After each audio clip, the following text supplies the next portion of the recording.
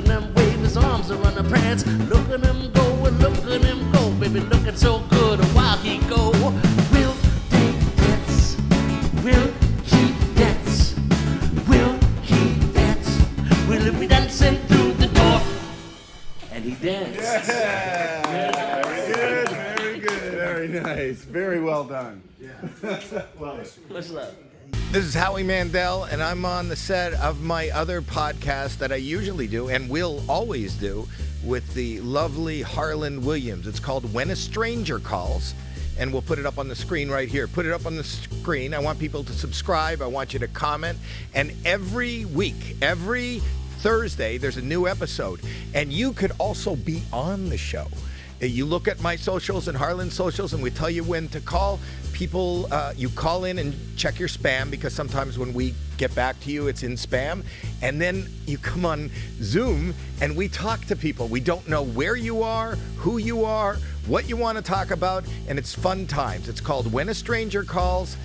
Just click here to get more information. And now, back to this podcast. Armie Hammer, ladies and gentlemen. Movie star, actor, father, podcaster. True. All the above. I wear many hats. You do? Yeah. You're not wearing one today. That's true. You just started a podcast. You know, it's funny. I have found that I actually have to limit how often I wear hats because I've noticed that when I'm wearing a hat, it actually means I'm trying to hide. And that's why I had a beard last time I came in here. Yes. And I talked to Billy. Hat and a beard and sunglasses, I feel like I'm invisible, but I also know that, like, that's not what I'm supposed to be doing. I'm not supposed to be hiding. I should be cool. I should be cool with myself. Here I am. I was here when you were here with Billy, and, you know, he, at the beginning, you kind of leaned in to, for somebody that's talking about wearing a beard and a hat. You also, at the beginning when he was... Yeah. But I don't know that that's the answer either, because I do that too. But I feel like that's just the other side of the pendulum swing of. So like people that don't know what we're talking about, you led into the controversy, correct, and listed yourself as as a cannibal. But I don't know that that's the answer either. And it's funny because when I did that, like the second I cracked that joke, there was part of me that was like, "You don't need to be doing that, dude. Move on. Like, you don't need to be bringing this with you everywhere," kind of thing. So just to that, but you even are having very open, controversial conversations. You had your mom on the podcast. I mean, so you're not leaning away from uncomfortable. No, because I feel like being uncomfortable makes me uncomfortable, obviously. But when I'm uncomfortable, it's kind of like that's when you grow. You know, it's almost like a... Oh God, we're already getting all this way into this, like my metaphors, but it's like a pearl, right? Like when an oyster gets a grain of sand inside of it, it becomes uncomfortable. That's why it coats that grain of sand, coats it again, until it becomes a beautiful pearl. So leaning away from the discomfort, I have found, is not how I want to live my life. Are you in therapy now? Yeah. Yeah, and I would imagine going through. I'm a proponent of mental health has been a soapbox for me. Yeah, and this isn't about me, but I would imagine that you suffer a lot, you know, and you are publicly suffering a lot, and you seem to be able to handle it at this point. I mean, I would imagine there was times when it was incredibly dark and incredibly hard, even to survive, but. And I heard you talking, I don't want to rehash what you talked about with Billy, but you are a father. Mm-hmm. You know, you have 2 kids. You have to be there for them. And is that a tough balance right now to... Yeah, you know, the suffering thing is, you know, what do they say? Pain is mandatory, suffering is optional. So it's like, you know, you're going to have things in your life that make you uncomfortable. And what are you going to do with it? Like, I choose to try to use that as fuel. Like, anything that rubs weird, I'm like, okay, what does this say about where I am? What does this say about where I need to grow? What does this say about me as a father, as a man, as a human being going through this human experience that we're all having in life? You know, it's like, I think leaning into that comfort is really scary and really hard, but it's not as scary as the stuff, shit. Can I say? Can we? You could say fuck, and you could say shit, Great. and you could say we have no language barrier. I love it. Leaning into the comfort always feels scary, but it's never as scary as the fake things you tell yourself are going to happen in your brain. So I always go to worst case scenarios, and those scare me and are always way worse than what actually happens. So I have to kind of look at the pattern and go, oh, I imagined it would be X, Y, or Z, which is way worse than it was. Well, how often have I done that? Every single day of my life. So am I still going to believe that? And if I do choose to believe that, then that's really on me. Well, I have this philosophy, and it's not mine. I heard somebody say it, and I wish I could quote the name of the person that said it. But it said, life is like a song, and you can't choose that song. Yeah. But you can choose how you dance to that song. Yeah. Yeah. And though I don't know, and I don't know how to articulate this. The difference is that sometimes the difference between what I'm dealing with and what you're dealing with is you're dealing with the repercussions of choices you made. Yeah. Right? Mm-hmm. I'm not making any choices. My mind is fucked up. Yeah. So how do you reconcile that? Or do you, and I know that you were never charged. Mm-hmm. You're not a cannibal, right? Not as far as I'm aware, no. I mean, I've eaten some weird stuff all over the world. Who knows? Maybe some human slipped in there somewhere. No. You haven't eaten a human. Correct. So, but you, and you weren't charged. No. Is there still an investigation? No, everything's gone. Everything's closed. I was under investigation for like 2.5 years. 2.5 years? 2.5 years. They went through everything. They went through my phones, my computers, my emails, all of my messages. They looked at photos, timelines. They really dug in for 2.5 years in a time where if they could have busted someone who looks like me, sort of like a tall, handsome, privileged white man, they would have loved to. I mean, this was the time. It was Me Too. It was Time's Up. Like, there were targets, and like I was a massive target. And I was under investigation for 2.5 years. And at the end of it, the district attorney and the LAPD were like, there's not any proof that any crime was committed here, and they let it go. Or any provable crime. Like, is right. it? Do you acknowledge that maybe you did something wrong? Maybe that can't be. Oh, I acknowledge that I did something wrong for sure. I was an asshole. I was selfish. I was inconsiderate of people, and I was inconsiderate of their feelings and how my actions made them feel. And I guess, I was a cad. I was a selfish asshole who used women to make me feel better. And then as soon as I got from them what I needed, I moved on to the next woman who could give me something else that would make me feel good. And I didn't care how I left people. And I didn't care the state that I left them in. I was just like, all right, cool, this was great. I'm moving on. See ya. We talked about this being casual. Well, cool, this was great. I'm awesome. I'm out the door. See ya. And I would bounce. And I would leave people feeling dejected and hurt and angry. And Howie Mandel here. You love your parents, but explaining how to log into Netflix for the 12th time? Oy vey! Fear not, friends. Jubilee TV, here to make your parents' TV stress-free. It's your secret weapon for fixing their TV, staying connected, and keeping your sanity intact. With Jubilee TV, you can be there for your parents without actually being there. For a limited time, use code Howie for $25 off and free shipping at getjubileetv.com. I'm giving it to my son Alex, and he won't yell at me anymore. I'm not familiar with BDSM, like the rules of the and you talked about it, and I think that they're two consenting adults who agree to whatever it is not illegal. correct. But I'm just outside of that. People talk about safe words and things like that. Sure. The people that you were with claimed that they couldn't. It didn't stop when they wanted it to stop. Is that true? That is true. That's what people said, and it's a very interesting thing that we were dealing with in the world of sort of what does it look like if you rescind consent ex post facto, right? Like after the fact, like right. At the time, at the moment, we're in this heated relationship. Everything is exciting. There's big trips going on. There's road trips. There's all these adventures that I'm dragging these people into. Right. Basically scooping people up and going, I'm taking you hostage for all intents and purposes. And for the next couple of weeks, we're going to have the best time. We're going to go to amazing restaurants. We're going to have great sex. We're going to do drugs. We're going to just have this wild time. Okay. And then at the end of it, you signed up for this, but at the end of it, I'm going to go. And maybe they had a different idea of how it would end, or they had a different idea in terms of how much real estate they took up in my life. But at the time, I never did anything with anybody that they said no or stop or I'm not comfortable with this or used a safe word or anything like that. Or if they did, like, oh, okay, well, if you're not having fun, then like I'm not going to have fun doing this if you're not having fun doing this. Like, this is a very much a participation kind of thing.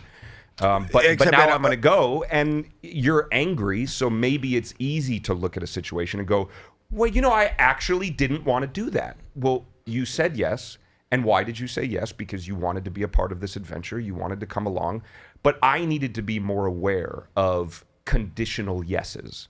Like, that's a big thing now. But wouldn't it be that you have to be more aware of the no, even once somebody says, yeah, I'm just talking about, and I don't know. Yeah. I don't know. If you get a no, that's the end of a story. So, but what I'm saying is, even without BDSM, yeah, even without, if you're on a date with somebody, just with whatever, and they want to make out with you, and you start making out, and then you touch their breast, and they go no, yeah, that's no. But you could also argue that, oh, well, but she said I can come into the apartment. She started making out. That wasn't a no. If you tie somebody up and you're having rough sex and then they feel like they're trying to get away, because I'm going to be totally honest with you, and so just doing, and this is what was that?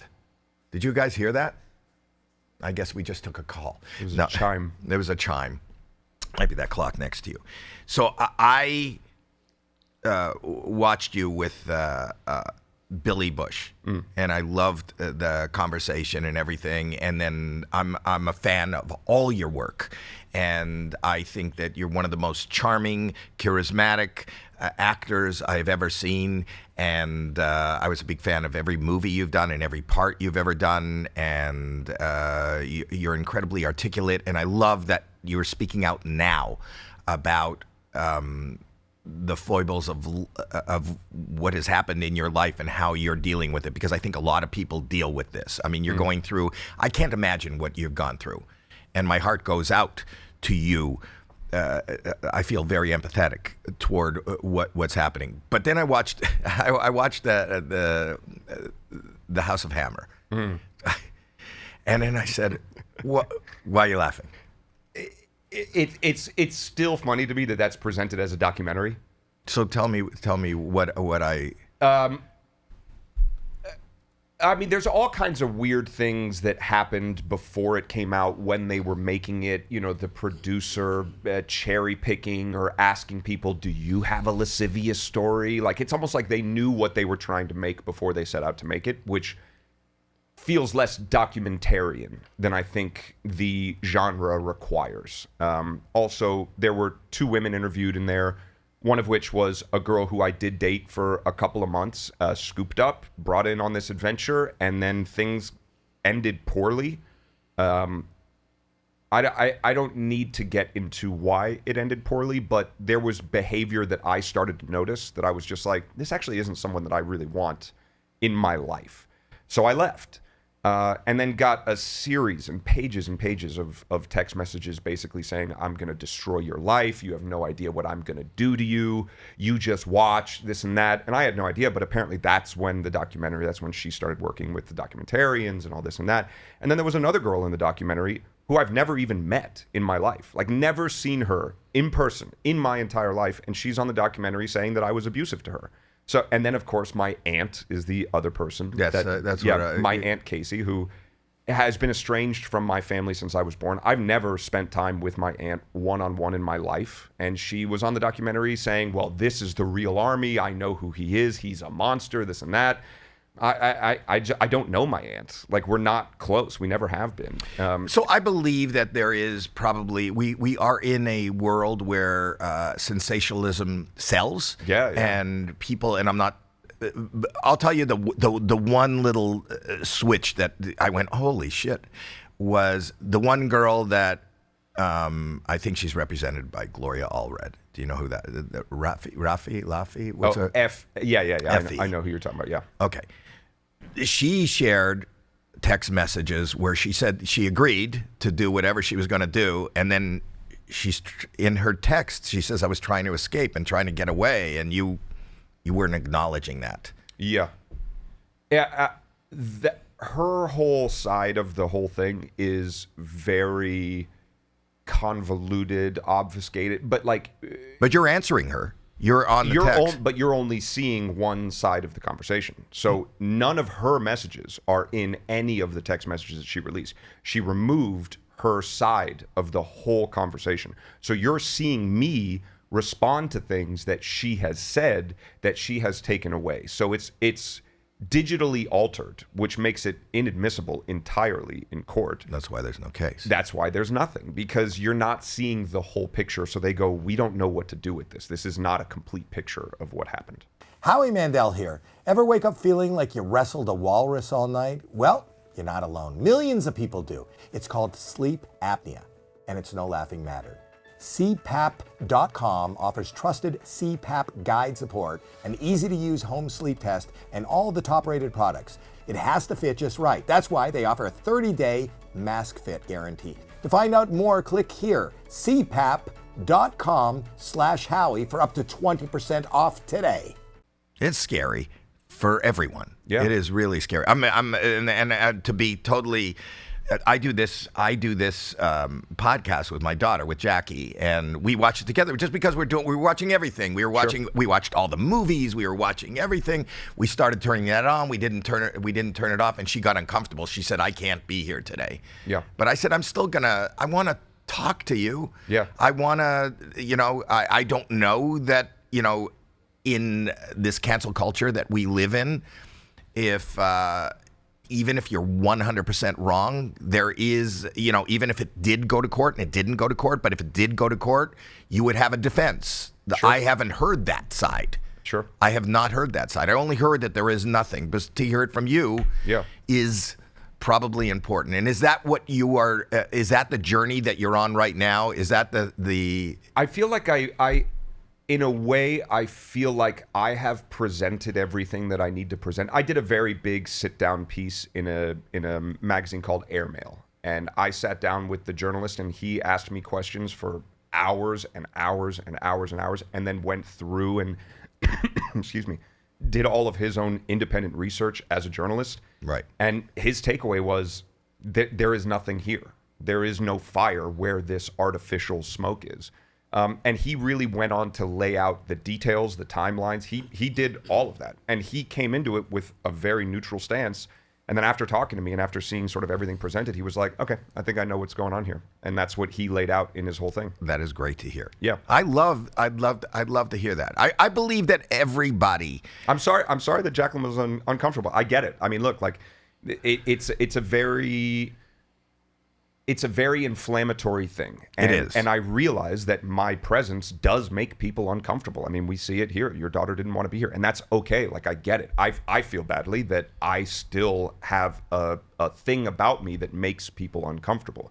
And it's tough for me because there is an aspect of it where I'm like, this isn't real. Like, this whole thing is not real. And for people to think something about you that isn't true, it sucks. But at the end of the day, like, it is what it is, and I get it, and I have to be loyal to wherever I am. But people are going to also respond. You also made or didn't make any effort to hide, aside from the accusations of cannibalism and rape, and you were open about BDSM. Sure. And open about, you posted a lot of things that people would be... I was a loose cannon. You were. Yeah. I was a loose cannon. You were. So that you could make people really uncomfortable. I also ask you just about that. Being that loose cannon, knowing that people are putting millions and millions and millions of dollars behind you. Do you regret?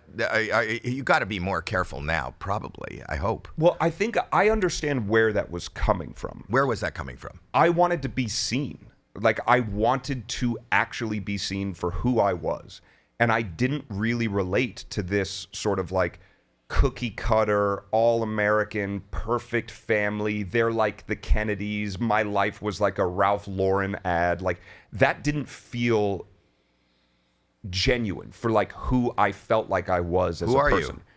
I'm me, man. I'm complicated. I'm a complicated person with complicated desires and complicated insecurities and complicated. Like, I'm a human being trying to figure all of this out. And assuming any role that isn't me is uncomfortable. But assuming the I live a picture perfect life, like this is Hollywood golden boy kind of thing, that didn't feel like me. Just like he's a cannibal monster also is not me. You know, it's like, so it's all of these labels that either people put on us or that we put on ourselves that actually don't serve us. That's like, we just got to relax. Like, it's all ego, everything. Everything is your ego. The problems in your life, the solutions you think are in your life. You're trying to solve these problems because that's what your ego is meant to do. But my ego took me way out of control. I needed to be seen, and I did it in a really reckless, unhealthy way. And being seen as a movie star wasn't enough? I mean, I could have been seen as anything in the world, and if it wasn't what I felt like, then it wasn't enough, or it was wrong. Even if it was, you know, a good thing. How do you control that now?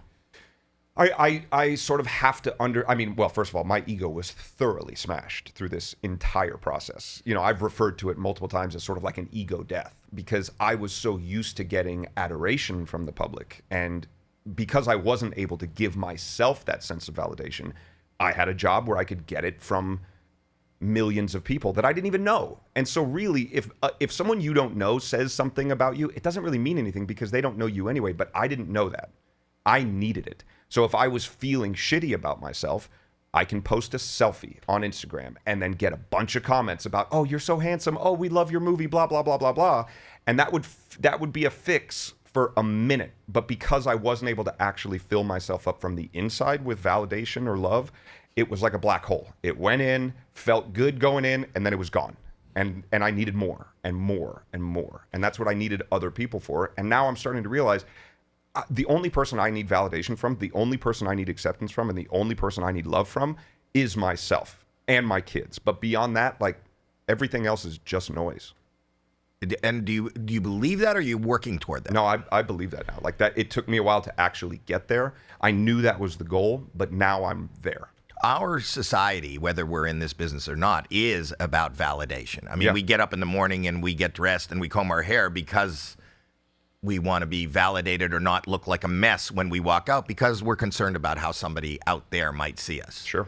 So to have the wherewithal and the strength to kind of give that up sounds like a pure, but it's got to be a constant exercise, right? Absolutely. I mean, I have a very strict routine for myself that I keep every single day.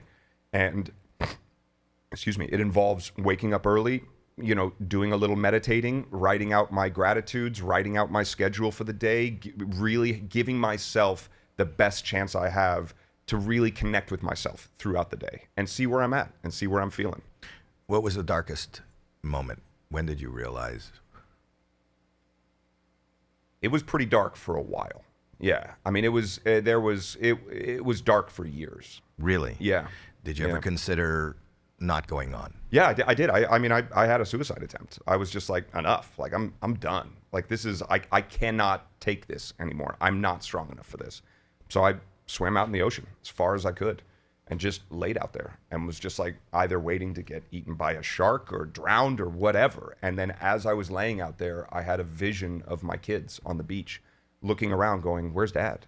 And it broke my heart. And I was like, I can't do this to my kids. No matter what I'm doing to myself, I can't take a permanent solution to a temporary problem. Like, that's just not going to work. So I swam like an hour plus, an hour and a half back to shore and realized that I needed professional help and ended up going into a treatment center for trauma for, process addictions as well as for, suicidal ideations. You were also, I also listening to Billy, you were also a victim. I mean, you were molested as a young child. Yeah. I don't subscribe to the sort of like victim idea.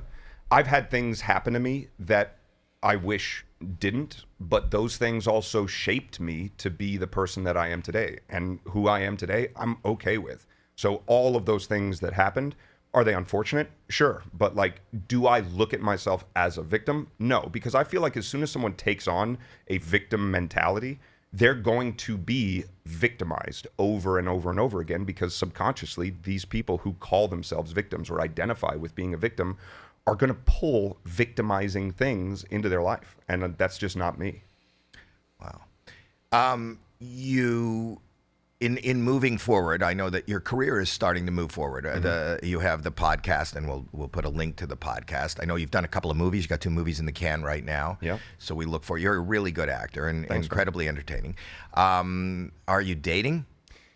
Not really. Like, not at the moment. I have dated, but it's just, I think the volume on that has been turned down a little bit for me. And I don't know if that's my central nervous system being sort of like tuned to an appropriate level, or if I'm avoidant and traumatized and don't trust people. It's probably a mixture of the both. I feel like I'm not a therapist. I feel from the outside in reading, like it's you had this, you were having this experience, heterosexual experience, and I feel like you like just thought maybe there's another path for me. And I read you joined Grindr. No, I didn't actually join Grindr. Okay. I was telling a story about how easy Grindr makes it seem. And like all of my gay friends who are on Grindr are like, this is the best, and like, and the story that I told was like, being at a restaurant with someone and their phone goes off and they go, oh, I'll be right back. And they leave for 10 minutes and they come back and you go, where'd you go? They go, oh, I went and got a blowjob in the bathroom. It's like, from who? It's like, I don't know. And you're just like, really? Like, that's out there, that's happening. And they're like, yeah. I was like, that seems so easy. Maybe I should try this. Let's just see what happens. I gave it a try, and it wasn't for me. What was the experience? Who? Oh, it was just this guy who was a friend of friends and someone that I knew. And oh, you knew him? Yeah. And I was like, man, let's just, I'll try making out with this guy, see what happens. And like, it was fine, but like, it just didn't do that thing for me that I get when I'm with a woman. Hey friends, Howie Mandel here. I'm sure you've heard the saying that getting old sucks. Well, don't worry, because Noble is here to help us stay active and keep doing the things we love. The Physio Pedal, it's a motorized leg and arm exerciser designed to build strength, enhance flexibility, and boost circulation. Whether you're recovering from an injury or just looking for an effective way to stay active at home, the Physio Pedal will help you get there. And because I know people, you can save 10% off with code Howie10 at noble.com. Are you still into BDSM? Yeah, I mean, it's challenging, right? Because if there's anything in our life that we face huge consequences for, whether they are just or fair or whatever, going back to that thing is pretty scary. And sexuality is something that's really vulnerable for a lot of people, I mean, even if it's just, I don't like being naked in front of someone else with the lights on. Like, people just have their vulnerabilities and they have their insecurities. You can't be satisfied just a mission position. Oh, 100%. Like, yeah, I mean, I feel like sex is a spectrum, right? And it's like, you have everything from I like missionary sex with the lights off to group sex with a bunch of people, whatever that is. People are allowed to like whatever it is that they like. But for me, finding a way to engage in certain things just doesn't really feel safe anymore, which is a bummer. Yeah. How is your relationship with your family? Just, I know your mother. Yeah. Yes, my mom and I have a good relationship. We did 2 podcasts together, and that really goes into... It's deep. Yeah, where our relationship is, why it is, where it is, and all that stuff. But, I mean, I'm close with my mom. I'm close with my brother. I'm very close with my ex-wife, Elizabeth, which is awesome. The mother of your child. The mother of my children. kids. Yeah, we've really come a long way, and I'm really proud of us. And I have an incredible relationship with my kids. I see my kids all day, every day. You know, I wake up, I go to my ex-wife's house, I wake the kids up, I cook their breakfast, I help them pack their lunches, I take them to school every day, I pick them up from school most days, every day. And then I'm with them for the rest of the time, and then I'm with them on the weekends as well. So it's like, I feel like my life is in like a really good place right now. How old are they? My daughter's 10 and my son's 8. Wow. It's such fun ages. It is a fun age. It's Yeah. And having children is, to me, that's the legacy. People always ask us, Yeah. you know, how do you, because we're in the business, Yeah. which I believe is a stupid question, but they always say, how do you want to be remembered? What is your legacy? And the truth is, we won't be remembered. I mean, you might because you're a hammer. Yeah. You know, you have a legacy. But people don't know actors from 2 generations ago. Yeah. But our legacy is our children. 100%. And how we raise them and who they become is a big is because of us. You know, and I just feel like that is the legacy. Are you concerned that at some point when they're old enough they're going to hear these stories? And what is your mindset right now as far as? Yeah, there are going to be difficult and uncomfortable conversations that will need to happen with my kids at some point. Like, that's just the reality of it. And unfortunately, kids are also cruel. And I'm sure at some point when they're in high school or something like that, like, this is going to be brought up and probably used against them or thrown into their face. I'll have the conversation with my kids to just remind these other kids that, are you sure you want to pick on the child of a guy who is an accused cannibal? Like, is that smart? He might eat you. You know, like, who knows? Oh my God. But but the thing is like, my kids, you know, I got my life on track about 4 years ago. So my daughter was 6 and my son was 4. And since then, they've only known a dad who shows up exactly when he says he's going to show up, who is not late, who takes them to school, who is there for them, who holds a safe space for them emotionally. So they will have a very clear idea of the dad and person that I am. And when other people who don't know their dad say things about them, I hope that they remember how they feel about me. And I think that's right. Yeah. That's a good path. Where do you want to go? What do you want to do now professionally? What do you want to do? Man, you know what I want to do is I just want to go with the flow. Like, I don't want to need anything. I don't want to force anything. I'm really in this place where it's been made abundantly clear to me that every time I'm behind the wheel of the car, I crash the car. So maybe it's time to let someone else drive. And I don't know if that's the universe, if it's God, whatever it is, but like, I'm really happy and I feel really good. And so I don't really need anything else. So I've got 2 more films that I'm going to do this year. I've got my podcast. I've got like all these fun little creative things going, and I'm showing up for my kids. Like, that's really my priority. So beyond that, like, whatever happens is just icing on the cake. Are you making a living? Yeah. Good. Yeah. Good. And my life is very, very small. I don't have any big overhead. I live in an apartment that's less than half the size of this room, and I love it. And it's my safe space, and like, I feel good. So like, I really don't need much. Were you, obviously, but deeper than I'm going to ask it, but were you aware of the Hammer legacy? Like, did you feel like the Kennedys or was that a burden, or was it something you wore proudly, or is it? Yeah, it's interesting. There was a lot of pressure growing up, you know, for sure. I remember, you know, my dad, every time I would leave the house, not every time, but often when I would leave the house, he would say to me, he goes, you need to go up and you need to brush your hair. You need to make sure you look good. You need to this and that, because you represent the family when you walk out this door. You're a Hammer. So when you go out there, people look at you and they see all of us. So you need to represent and this and that. And like, that's a lot of pressure for an 8-year-old kid, you know? It really is. Yeah. But there were perks also. You know, I grew up in a house where we didn't talk about money because no one really worried about it. I was never made to feel special because of my family. In fact, my mom was a huge part of this. You know, my mom grew up in Tulsa, Oklahoma, and she was very much the, if we're in the car and the AC is on and you roll down the window, roll that window up, the AC is on, you're wasting the AC, turn off the light, like all that. Like my mom was very frugal in that sense. Wow. So I got that influence as well. And I feel like it was a good balance. That is. So you knew the value of $1. Yeah, absolutely. Yeah. It was kind of situation where my mom would say to me like, okay, you want an allowance? How much are your friends getting? $10 a week. Okay, you get 7. Oh, why? Why don't I get 20? Oh, you think you deserve more than your friends?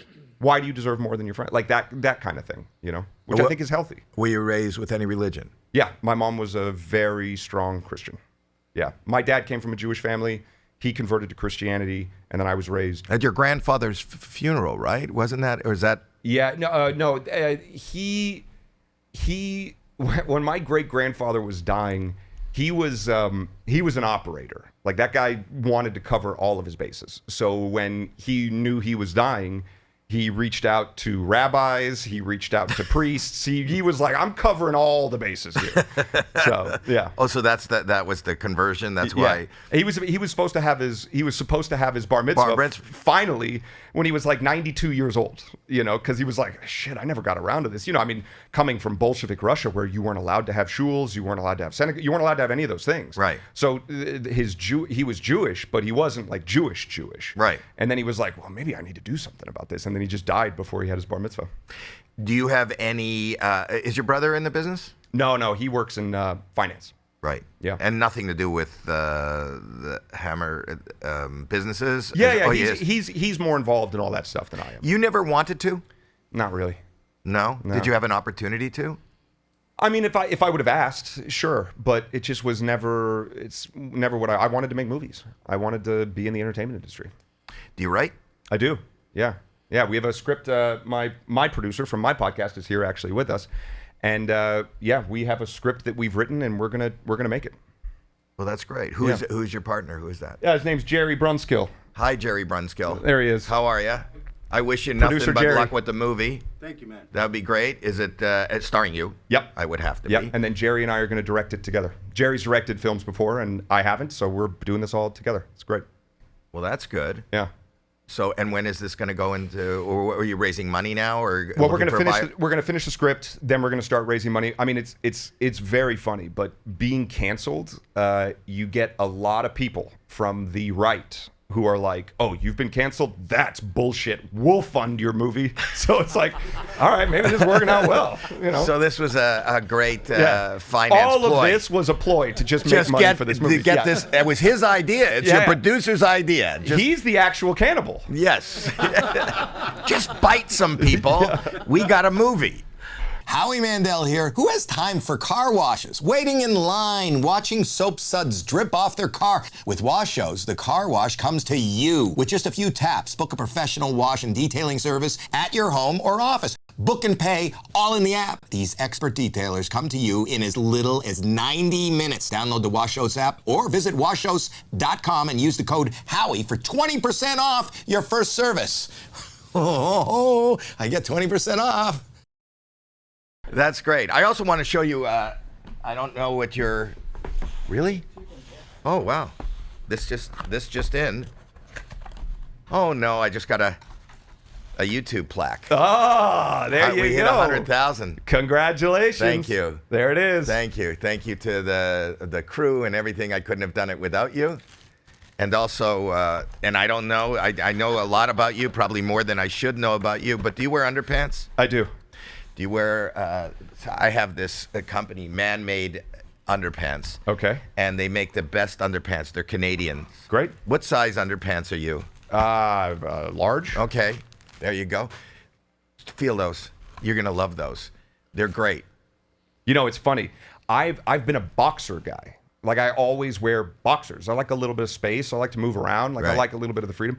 But the other day, I was like, I've been wearing boxers for a long time. I think it's time to branch out. And then I show up here and I get a pair of underwear. See? We're in the same way. Oh, yeah. This is great. I love this. Yes. And they got... And What's this flap here for? You really don't know? Is that for like a cup? No. What is it Well, for? you could play hockey in those if you want. That's for your it's to penis. Yeah, to penis out. Penis out. Yeah, It's sure. for your, that's for your penis. And instead of coming out the side, like normally we have to come around the corner. you go around? This is like up and over. Over and it's down. more. I think it's more of a positive. It feels more ergonomic, really. It is. Yeah. And these are 4 Canadian guys that just left finance. Okay. Like you and your family. Yeah. And just started making underpants, and it's man-made, and enjoy them. By and the wear way, them. they feel very soft. They're love them. very soft. You don't chafe. They don't ride up. They're just amazing. What it. size? Even your producer. What size are you? See this? Extra large. Are you bullshitting? Look at him producing. Here you go. There's extra large. There's underpants for your producer. Isn't that good? we have. We'll take a picture in our matching underwear and send it to you. All right. All right, and we'll post it, and it'll make it to the. Do you have a fact, Kyle, or something we want to? This is just a response. He doesn't have to. You don't have a fact. Sometimes he has A random fact? just random facts. Okay. That he likes to share. Okay. But this time he didn't have a random fact. Well, let me think of one. Okay. I got one for you. Okay. Do you know where artificial vanilla flavoring comes from? Yes. Oh, Kyle does. Go Do ahead. you want to tell us, Kyle? Kyle, Beaver anus. Beaver anus. why do you two know that? We spent too Wait much a time. minute. Kyle, are you on Grindr? Yeah. You want to go to the bathroom for 10 minutes? I'll meet you there. See, it's that easy. Wow. Wow. Beaver anus is artificial vanilla. Yeah. That's not true. I'm Canadian. I should know that. I It's know. a beaver. We're the home of the beaver. How do you know that? Because I don't know. I'm sure it's one of those things that I heard, and I was just like, this is sticking with me forever. And I also want to know who the first person to lick a beaver anus was and go, you know what that tastes like? Vanilla. And we just want to say and make it clear, it wasn't you. It was not me. Was not Yeah. Armie Hammer. Yep. Do you know? But I think that about everything, like even milk. Yeah, right? yeah. Who's the Eggs. Who's the first guy? Eggs. Like That fell out of a chicken's ass. I bet that's delicious. Yes. Yeah. Or even a cow. You squeeze that udder and that fluid comes out and you drink that. Yeah. And it's like, why? Yeah. The first of everything makes no sense. I agree. It really does. Did you come up with a random fact yet? I looked one up. I didn't come up with it, though. You looked up a random fact? That counts. Yeah. Go ahead. Well, in the 1830s, ketchup was sold as a medicine because it could cure diarrhea and jaundice. Okay, well, next time I get diarrhea and jaundice, I'll just drink a bunch of ketchup. Yeah. Isn't it weird that when diarrhea is like there's no waiting, there's just shit flowing out of you, and the one thing to cure it is all about anticipation? Yeah. There's no anticipation. It's Yeah, yeah. just right there. That's The it. jaundice thing is interesting to me because isn't jaundice something to do like with your Kidney. liver? Kidney. Oh, where- liver. Is it your liver? Liver. Okay, he knows. Yeah. And it's like, okay, so there's something going on with the functionality of your liver and Yes. you're not processing toxins. So instead, just put ketchup in your body. It must be something Well, with you the don't know. tomatoes. You don't know that they were putting it in their body. Maybe you rub it on. If you rub ketchup on your testicles, jaundice, or you rub ketchup all over you, Yeah. I don't know that it cures jaundice, but you can't tell you have a You're yellow. not yellow. You're not The yellow. red offsets it. And then you look normal. Yeah, yeah, okay, I That's get it. it. They didn't have makeup at that time. And you just look tan. The original self-tanner. Yes. Are you stay in shape? Are you? I try. What do you do? I go to know the you gym. meditate. Yeah, I go to the gym. You go to the gym. Yeah, and I'm very active. Like yesterday, I took my son and his friend. We played on the beach for hours. We rode bikes. We did I'm a very active person. It helps me. If I sit still, For your head. Oh my God! If I sit still, my brain will start to attack me. And it's like if I'm sitting still, I'm in my head. I'm in enemy territory. So moving for me, like that was a big thing for me. Is like understanding that like anxiety feels like it paralyzes me, but that's just the anxiety sort of like trying to survive. If I just get up and start moving, even just go for a 10-minute walk, I can work all that shit through my somatic system. Are you sober? Yeah. I'm behaviorally sober. So What does that mean? It means like alcohol is not my problem. Drugs are not my problem. I loved them, but it wasn't actually what took my life down. It was more of a sort of like what you would call a behavioral program, which is more like, like sex addicts, love addicts, like that kind of thing. I needed that stuff. So do you drink? I drink, but not much. Like, I'll have a glass of wine at dinner every now and then or something like that. But, like, I don't get drunk, but not because I'm an alcoholic. I don't get drunk because then if I get drunk at a dinner, the first thing that's going to sound like the best idea in the world is trying to have sex with the waiter. And, like, I just know that that's not good for me. In lieu of a tip. Yeah. Give her the full tip. There you go. Yeah. What about pot? It's not really my thing anymore. Like, I've smoked weed. I used to smoke a lot. I mean, at one point I was smoking anywhere from 15 to 20 joints a day. Like, I was smoking joints like cigarettes. You're like a white Snoop. Oh yeah. Like, my tolerance used to be unmatched. And I stopped smoking weed for a while. And then when I realized that I wasn't an alcoholic and I wasn't a drug addict, I was like, oh, maybe I can try smoking weed. I got so stoned that I was like, ugh. Paranoid. Because before, when I had a tolerance, I would just never get stoned.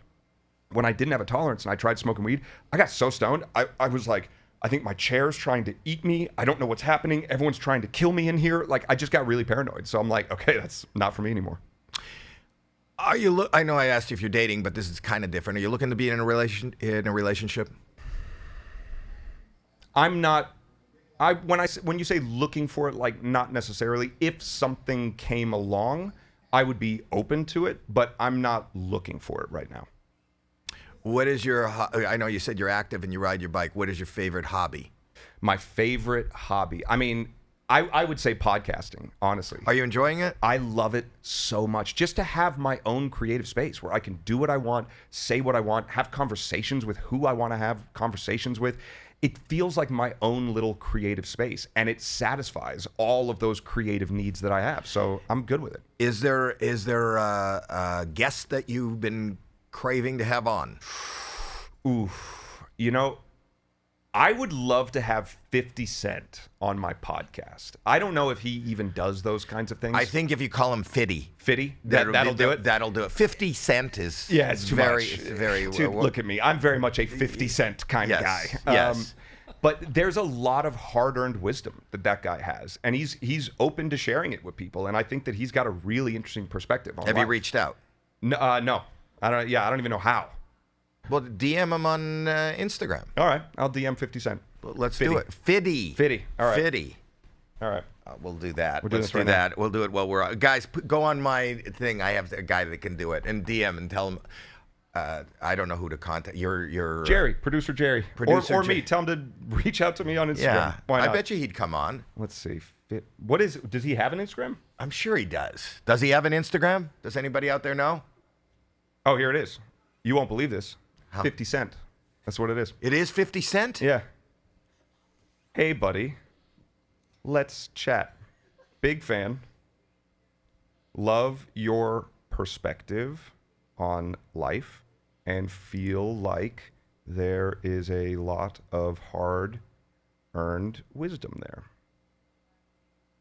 If that feels like something you'd like to share, would love to have you. This is going on way too long now. No. You on my podcast. Too wordy, Armie. Too wordy. I'm already sending it. Oh, look at he's producing. Yeah. He even produces social media posts. Produce some silence over there, Jerry. All right. I sent him a message. I would imagine with that kind of letter and all those words, if he heard the Grindr story, he's going to be scared. Yeah. He's like, It's not I'm a not going to podcast. He doesn't have a podcast. Yeah. He wants a blowjob. Yeah. Yes, but no, that guy is a smart guy. Yeah. He is talking. What is the perspective? My dream guest is, and it breaks my heart because he's dead, Joseph Campbell, who wrote The Hero with a Thousand Faces.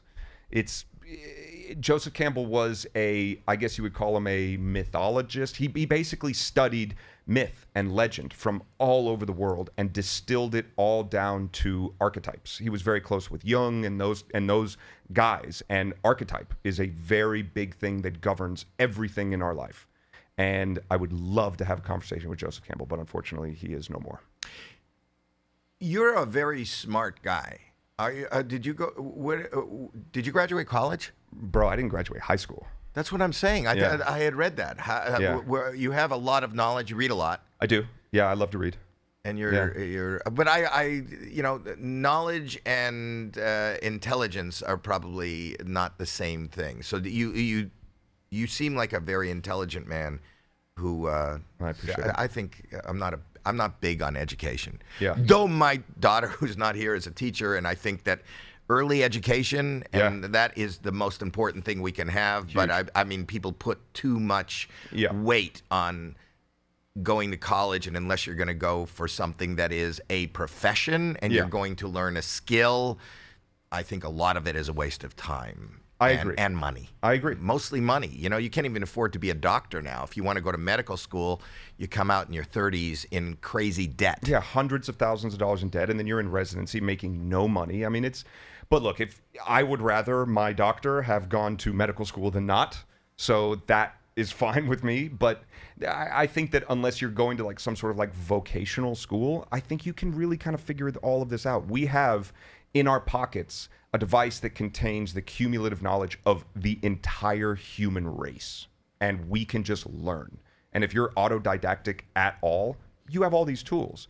But some people need more structure. Some people subscribe to I need to graduate high school, I need to go to college, and that's fine. Go do your thing. Like, I'm not here to tell anybody what to do. You just did.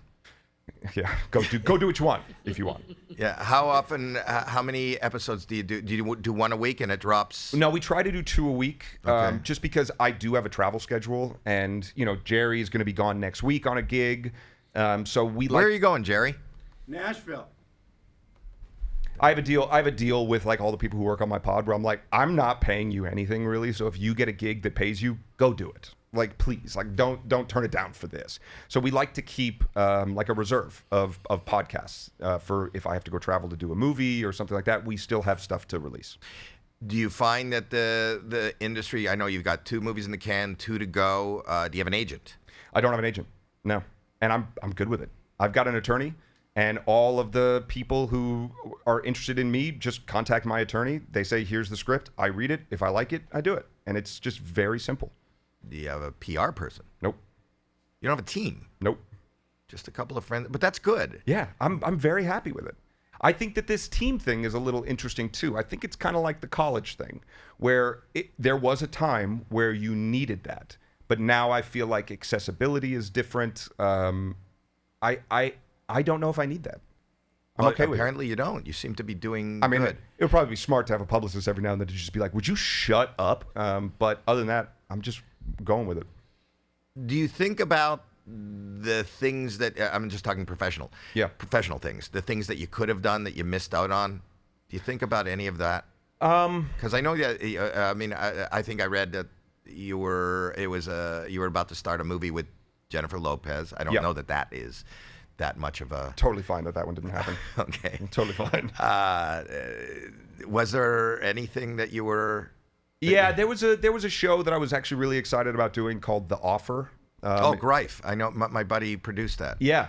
And I was buddies with Al Ruddy. I'd known Al for years, and it was something that we had talked about, and we were very excited about. The making of The Godfather, right? The making of The Godfather, yeah. That's an amazing... So you were going to be... Oh. I had contracts. We had all this stuff in place, and then I got canceled. And then Miles Teller was kind enough to come in and take the job. He's such a good guy like that. He's a real mensch. He is. Yeah. Do you talk to some of your co-stars anymore? Do you talk to Not really. Timothy Chalamet? No, I don't really talk to anybody anymore. And Nobody. That's okay. Like, I think a lot of people felt like they needed to, in sort of an act of self-preservation, create distance, and that's okay. Like, that's on them. That's their decision. That's fine. But I would say 99% of my friends are friends that I had before I was ever successful in the film business. So you don't talk to Blake Lively? I don't. No. Yeah, it's a real shame. Yeah. My loss, I'm sure. Yeah. Do you know Justin? I knew Justin 20 years ago when we were in acting class together. Yeah, he has not aged. He looks great. Like, he looked like that. He was a very nice guy. I didn't get to know him too well. I didn't spend that much time with him, but we were in class together. Do you have thoughts on Lively Baldonian? No. Okay, fair. You have thoughts on Cinderella? You were in the original, not the original Cinderella. Snow White. I did Snow White. I meant Snow White. Yeah, Snow White. You were in Snow White. Yeah, I was in a movie that Tarsem Singh directed called Mirror Mirror, and it was me, Lily Collins, Julia Roberts, Nathan Lane. Great cast. It was so much fun. We shot it in Montreal. It was a blast. That's my home country. Yeah. Yeah. And Are you from Montreal originally? Toronto. Toronto. Okay. Yeah. But what do you think of the new one? And what do you think of that controversy? I haven't seen it. Me either. I don't know if it's out. Is it out? A lot of people don't know if it's out yet. No, it's failing. It's failing okay. miserably. Disney is failing, and Yeah. a lot of it is there's a controversy where the star is being very vocal on social media. Sure. And That never goes well. it didn't go well. It never does. It doesn't. Yeah. And she's young, and she's 20, and she has a great opportunity, which I think has been kind of kiboshed by her own actions. Well, then this has an amazing opportunity to be a learning experience. Look at you, glass half full. It's the worst movie on IMDb history. At 1.6. 1.6. Well, there's a random fact. Holy Disaster movie smokes. used to be at 1.9, so it beat it. I liked Disaster. Wait, Disaster movie was the Tommy Wiseau The Room one, right? No, it was like the date movie, scary movie knockoff things. Oh, I didn't. No, see he's that. saying they count. It's called Disaster Movie? Yeah, it's called Disaster Movie. The Room is like rated like number 17 or something. I love that one. Wow. Yeah. Wait, but Disaster Artist. What was the one that Franco directed? What was that one called? Great. You don't have any facts. Dead Air. Yeah. It was The Room. Well, The Room was the original. What is that? What's the one that James Franco directed about Tommy Wiseau? Was it Tommy? That's Disaster Artist. Yeah. Okay. Okay. Disaster Artist. There's Yeah. another guy that just disappeared. Yeah. People are dropping like flies. Yeah. It just so happens also the timing of you guys, whatever was going on in your life, it was at the heart of Me Too Yeah. and cancel. Yeah. Wow. Yeah. It's scary that people are just wiped off the face of the earth. That's the scary thing about it. The scary thing is not that people make mistakes. That's kind of just part of being human. You're gonna fuck shit up. Like, you're gonna fail, and that's okay. But if you look at a failure as the end of the road as opposed to either a bump in the road or a fork in the road, then like you're attached to this thing that happened, and your life is gonna move forward no matter what you're attached to. But if you're If you swim way out into the ocean and don't come back. That's true. That's true. Yeah. But we attach ourselves to these things that happen, and we almost anchor our mind and our consciousness back to those things. So as we're moving forward in life, which everyone will continue to do, we're still stuck. And if you're stuck, you're actually not here. You're not now. And now, this moment right here is infinite. And it's the only thing that exists. There's nothing in the future that exists. There's nothing in the past that exists. We're only right here, right now. And if you're still tied to shit that's back there, you're missing this beautiful opportunity to be right here.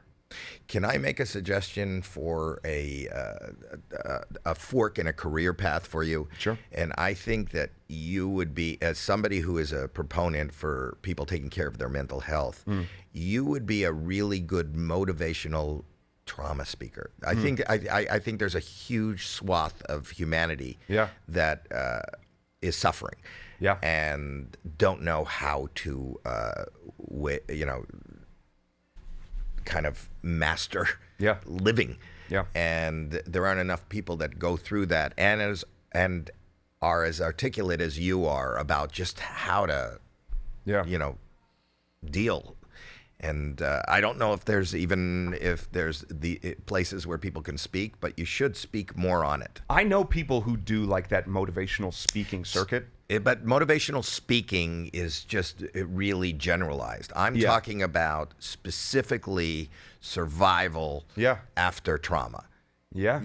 And that's what it is. Motivational, for me, 90% of the motivational speakers are just about success. And I don't know what success is. Success for me is being able to make it through a day. Success is, again, you wipe that away. But success, when you put success on money, when you put success on notoriety, those are all fleeting. And every human being. Yeah, I have a question. If you're comfortable getting into it, so when you say success for you is being able to get through a day, what do you feel like the obstacles are?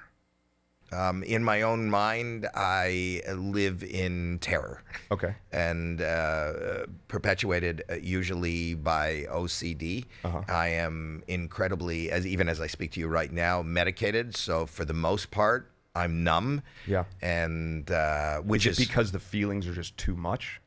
Because I'm medicated. Yeah. You know, because I don't know that I could, you know, I'm diagnosed, it's biological, you know, and I have some other problems too, and I deal with depression, and I deal with all that, and it's just really scary, and I don't stay still. Also, I run all day long, just because I like to run all day long. Do you feel like you're worried about things in the future or things now? Like where? My panacea is to try to be in the now. Okay. I don't worry if I'm in the now. That's why my favorite thing to do is stand-up comedy, because keeps me in the now. And I also still love thrill rides, and I like to be scared. And if you're whipping me 10 stories in the air upside down and I think I'm going to die, that's the most now I am, and I need that. Sure. When I stay still, I'm concerned about what happened, which doesn't really exist, and it's only my view on how it happened. You probably don't see it the same way. Or what might happen is always, I think we all need to live in the now, because the now is the only real. This particular moment that we have, this second, is the only reality that exists. That's right. You know, and so I have to get through moment by moment by moment. So, and I'm also concerned that we as a race don't take care of our mental health like we take care of our dental health. You know, and it's not really part of the curriculum. It needs to be part of the curriculum in the way that, you know, you'll send your kid to the dentist and go, look, Mom, no cavities, and you brush your teeth every day and you take care of it. There's no program that with a 5-year-old that's, are your spark plugs firing the right way? Are you reacting the right way? Like maybe, why did you have these desires and these needs? Maybe it is because of something that wasn't. Yeah, it's interesting. One of my favorite expressions is, the only thing in the future is anxiety, and the only thing in the past is regret. And that's how you know that you're not sort of right here, right now.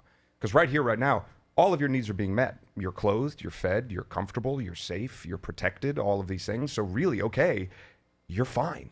You're fine right now. Like, everything's okay. As soon as I start thinking about, well, then all of a sudden, I'm not okay. Or if I start thinking about shit I did and like mistakes I made, I'm not okay either.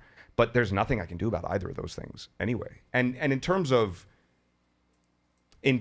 like trauma, it's very interesting. You know, Gabor Mate, do you know who he is? No. Oh my God, dude, you got to see this guy. A concentration camp survivor, has an incredible story, but really has become the ultimate voice of trauma and what trauma is. Gabor Mate, GABORMATE or MATTE.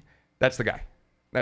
Oh, I've seen him online. I didn't know who he was. Yes, he's the best. I listened to him. Yeah, he's incredible. But his whole thing is like, trauma takes us out of now, and then we attach ourselves to that. And trauma is not actually the thing that happened. It's our response to it. Kind of like if a kid falls on the playground and you go, oh, nice, good one, hop up. And they go, okay, I'm going to go down the slide again. But if a kid falls on the playground and you go, oh my God, are you okay? Then all of a sudden they go, oh wait, something's wrong. Oh God. And then they feel that. So it's like, it's always what happened to us and how we react to it that influences our relationship with trauma. Wow. Yeah. So, but I just believe that just where everybody's going to suffer some level of trauma, just living guaranteed is traumatic. That's the human experience, man. It really is. You're going to lose somebody. It's one of the golden truths. You're going to suffer. Yeah. This is going to hurt. But it's going to have times in your life where you are suffering and you are hurting. But then there's going to be times where it is beautiful. And if you're disconnected from the suffering and from the hurt, you're going to be disconnected from the beautiful as well. So it's like, you just got to lean into whatever is happening. I would imagine when you have a moment and you're sitting with your two babies, just enjoying and laughing, that is the, 180 degrees from your darkest moment you'll ever have. And there is always light at the end of the tunnel. Always. But that's really hard to live in the moment. Yeah. We all need to, whether we've gone through whatever. Yeah. If you have OCD like and the me. deck's stacked against us. You know, phones, social media, all of these, comparing your insides to other people's outsides. Like, all of these things are stacked against us. And it makes it really difficult. And maybe there's a design to it. Maybe this is all some big thing, because if we are really, truly connected to what we're feeling and what we're thinking, and we let that be our North Star, then you don't need all of the shit that they're trying to sell you. Wow. Wise words. A lot of wise words today. I'm just making it up as I go, man. No, don't negate All right, everything fair. you said. A lot of wise words were said today.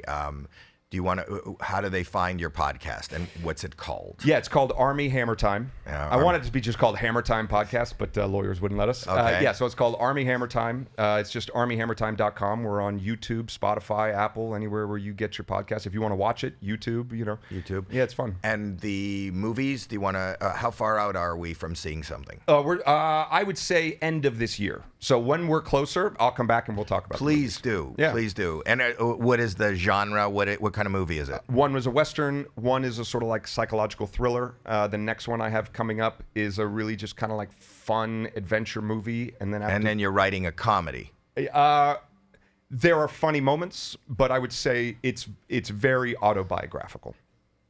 Oh wow. Yeah. That's the that one intrigues I'm me. using what I went through and putting it into something so that it never goes to waste. Well, why don't you get to work on it? What the fuck is he going to Nashville for? What a waste of time. Blake Shelton, bro. He needs me. Are you working with Blake? Yeah. Are you really? Yeah. What are you doing with Blake Shelton? He's got a new show on CBS. It's a new country talent show. So we're doing some promos. A talent show. Oh, speaking of talent shows, producer Jerry won Star Search. Fuck, dude. What? Oh my God. Yeah. Doing what? Tell him, producer Jerry. Jerry, come to the Shine, mic. baby, shine. Come to the mic, Jerry. What did you do? I was in a band back in the day. What band? Nothing you ever heard of. Oh, Name the come- band. And is It's it? the worst name ever. Name the band. Name Never the put- band. Okay, before I'm going to tell you, I'm going to give you a caveat. Never put limited in the name of something you want to perpetuate. We were called Limited Warranty. Okay, Google it. Limited warranty. Here we go. Jerry also was one of Prince's drummers. You were also, one. Also an example. Wait a minute, Jerry. Now, hold on. Are you hold on. Sheila E? Prince only With a referred beard? Prince only referred to Jerry as White Jerry. That's true. As opposed to he always so he wouldn't confuse you with Sheila E. Yeah, No, exactly. I just Yeah. wasn't groovy enough. But no, Armie, please qualify that. I never performed with Prince. I was. You one were of his many- rehearsal drummer, and when Prince would want to play at 1 o'clock in the morning all night long, he would call Jerry to play with him. Jerry, do you want to sit in with Sonny in the Black Pack? 100%. Go over there. Go over there now. All right. Go over there now. Wait, I want to do the song for him first, though. White Jerry, You let's go. guys will talk. He's going over there, and when we're ready, that's how we're gonna go out on you and Jerry. You guys talk. Are we not? We're not gonna do his song. No, we'll go out with or tell him to play drums on Okay, it. you good? He's coming in. Wow, look at that. So is it Synergy. So what's it with Blake Shelton? Is he playing drums or is he? No, he's producing? helping him with the TV show. Yeah, Blake's Yeah. a good guy. So he won Star Search. 1 Star Search. Wow. Yeah. I have an affinity for talent shows. Yeah. I can imagine that you would. Right after this, I'm heading over to AGT. Oh, there you go. Yeah. There you go. Yeah. Wait, I can't wait to hear Jerry sing. Look at you. You bring knowledge. Theme song. Yeah. So you're gonna tell him the theme song, and we're gonna sing, and we'll play the Armie Hammer theme song. I can't with the new drummer. Oh, okay. Let's do it. He'll follow. All right, we got it. Ready? All right. A lot of breaks, a lot of weird things. We'll just throw it at you. Sorry. Here we go.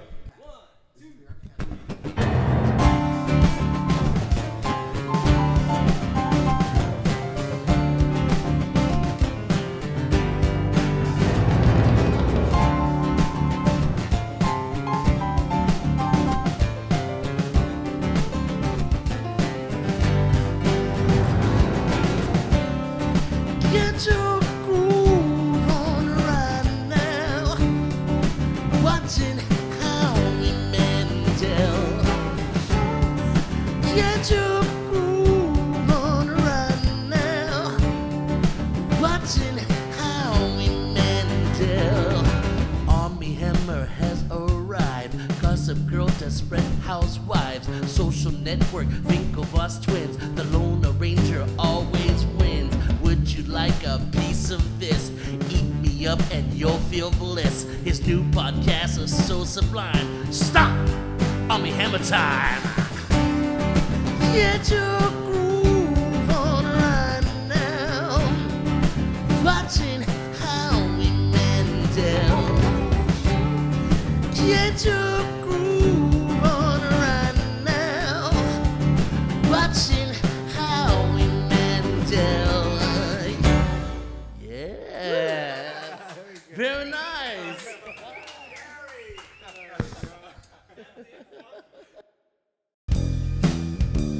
There you go.